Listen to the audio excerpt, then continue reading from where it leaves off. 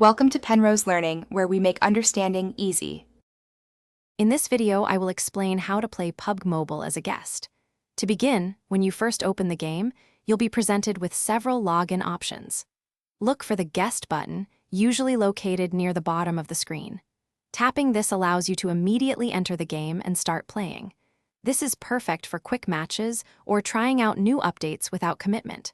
Remember, this method is the only direct way to access a temporary profile. Once the game loads, you'll see the login page. This is where you choose how to access your account. Simply find the Guest option, often represented by a small icon or text, and give it a tap. There might be a quick confirmation pop-up asking if you wish to proceed as a guest. Confirm this, and within a few seconds, you'll be in the game, ready to join a match. It's a straightforward process designed for instant access. It's crucial to understand that playing as a guest comes with significant limitations.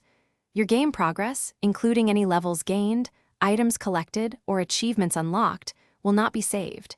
If you close the application, all that data is gone. Furthermore, any in-app purchases you might make are also temporary and will be lost.